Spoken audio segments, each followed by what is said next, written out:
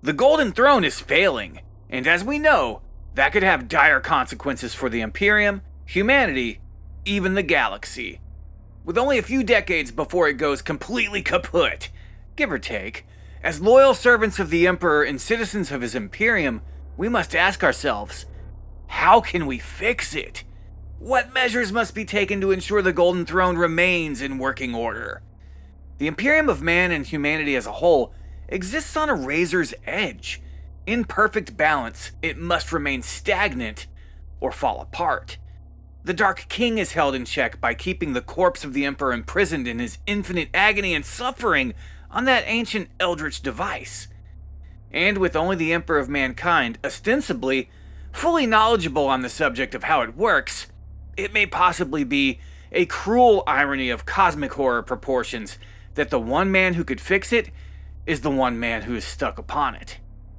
That said, let's look at 5 of the most likely ways the Golden Throne could be fixed, so that the Emperor stays sat upon it, and the galaxy remains in its current state of stagnation, the cost of which is never-ending warfare, strife, and turmoil across the Imperium of a million worlds. First, we can speculate that the Drukhari could possibly fix it for us. From the series The Vaults of Terra, we get some fun lore where we learn the throne is failing, and has ostensibly only a few decades left before it craps out. A century max, which is a drop in the bucket of time the Imperium has existed for. The Dark Eldar were able to construct their own device, similar enough to the Golden Throne, called the Black Throne, but they lacked a powerful enough psyker to activate and operate it. So, this has led to many people in the community believing the throne is Eldari in origin, and that the Dark Eldar can just make devices like the Golden Throne. I don't believe this to be the case, but we do know from Era of Ruin, Carrion Lord of the Imperium, that the Emperor did not create the Golden Throne, though he often let people believe he had done so. It is ancient, and Xenos in origin, far older than humanity. If I had to guess, it is a device created by the Old Ones, but nothing has really been confirmed other than the Emperor creating it is a myth. And there are other examples of similar devices throughout the galaxy, though they are exceedingly rare. They do exist, and I have gone over them in other videos. But let's say that the Dark Eldar did have the knowledge to fix it, which they claim to have. Then it is very much in their own self-interest to do so for us. Because one thing is abundantly clear to the Dark Eldar. Humans must be protected as a species, as without us, they would wither away and die as a race and go extinct entirely without us to prey upon. It would be a decision based in pragmatism, but I do see it as a genuine possibility. The seeds of such an event are already sown throughout the lore. We'll have to see what Inquisitor Lord Erasmus Krall has to say about it, if and when he returns. So, as hostile, malicious, double-crossing, and backstabbing as the Drukhari are, it's still quite possible they would fix the throne if ever truly presented with the opportunity to do so. Next, I want to explore the possibility that the Priesthood of Mars, the Cult Mechanicum, the Adeptus Mechanicus themselves could fix the throne. Funny enough, they're the ones that provided the plans for the Golden Throne to the Dark Eldar. So they obviously know how it functions to a degree, even if only on a machine level and not anything psychic or of the warp. Perhaps they will get it together enough to fix the big chair for Big E. I do think that if they do something, it will be Belisarius Cawl that finds a way to fix it. He is, after all, the self-proclaimed greatest genius that ever lived, next to the Emperor, obviously. But he also knows how to use Blackstone pylons to shut down the warp, as we saw in the recent Cawl novel Archmagos.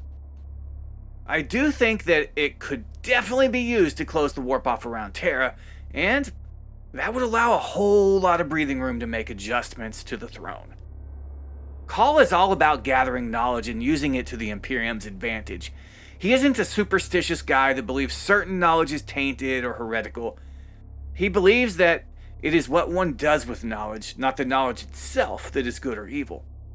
So if anyone is in a position to acquire the tools and the know-how to fix the throne, it is Call. I mean, he went beyond the event horizon of a supermassive black hole and traveled 60 million plus years back into the past using the severed head of a Necron chronomancer. The guy's motivated and will find a way to accomplish anything.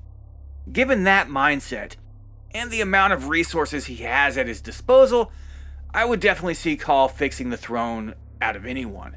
If Guilliman tasks him with doing it, he'll find a way, no matter how ridiculous of a mission he has to go on to succeed.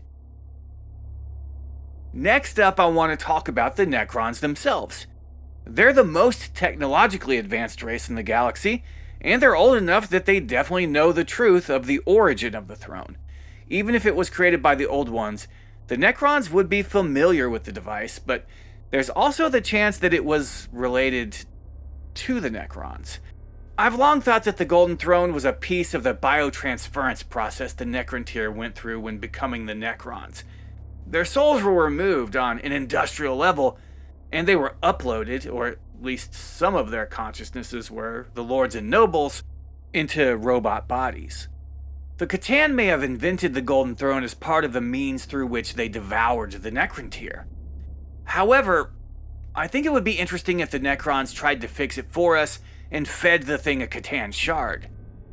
I wonder how that would power the throne as opposed to human psychers. Such devices of arcane and extreme power were not uncommon during the era of the War in Heaven, and Trazyn the Infinite has even suggested that he'd be able to fix the throne in but a few moments if only he could have access to it. So there's also precedent set, and like the Drukhari, the Necrons have a great need to see humanity endure, as we're the only race plentiful enough for the Necrons to steal our bodies if they ever succeeded in figuring out how to reverse the biotransference process and become flesh again. They at least need us to experiment on until they figure it out, but ultimately, their end goal is to steal our bodies. They might not get their original forms back, but the Necrons are sick of being undead and would probably take being in human bodies over soulless robots for the most part. Next up, we have to look at Perturabo. And I know he's not exactly on good terms with his father, his Lord Regent brother Guilliman, nor with the Imperium of Man in general. But there's one thing about the Lord of Iron above all that makes him an excellent candidate for fixing the Golden Throne, and that is his Primarch ability to look at any tool, device, piece of technology, machine, engine, whatever, and ultimately know exactly how it works and how to improve upon it. He was like that since he was first found on Olympia. The Primarch of the 4th Legion has just the right, unique power to do what needs doing. Now, I know that Perturabo and his father have a horrible relationship, but let's consider 3 things. First, Perturabo is heading for Terra right now. He's building his infinite citadel in real space and claiming Imperial turf, pushing ever onwards towards Terra. It doesn't matter how long it takes, Perturabo intends to see it done, and now he's established his foothold. So he's here, and he's already headed for Terra. Second, Perturabo is not beyond redemption according to the Emperor himself. All of his sons are redeemable in his eyes. The traitor Primarchs were all duped, and the Emperor knows that. It's quite possible that Perturabo fights all the way to the throne, only to find redemption and forgiveness, and maybe a big hug, which would take him way off guard. And third, we see the Emperor can puppet his sons. He can possess their bodies and even purge them of inconvenient things like, the Godblight virus and death. So far, we've seen the Emperor possess Guilliman, even resurrecting him from the dead. But we don't know if the Emperor can possess demon Primarchs or not. Just because we haven't seen him do it doesn't mean it cannot be done. So Perturabo is definitely an appropriate candidate for fixing the greatest seat in the galaxy. But so is my final and number 1 pick. Vashtor the Archithane.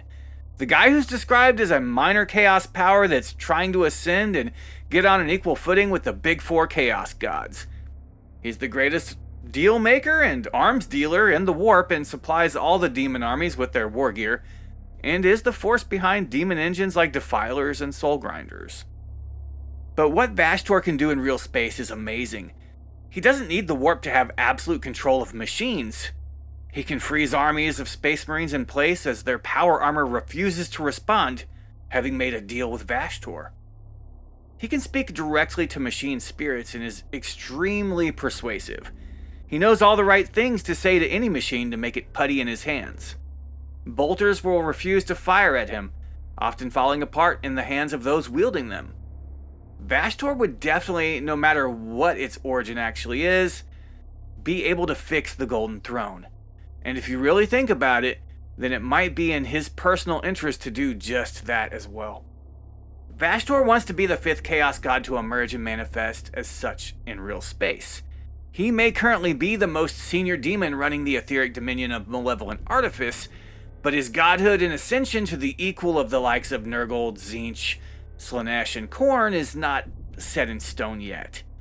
The Dark King returning and smiting the ruinous powers, or the throne failing and humanity dying off, that would all be bad for Vashtor. He has his own agenda, and the throne failing, while seemingly having nothing to do with him, would actually throw a huge wrench in the works of his vile machinations.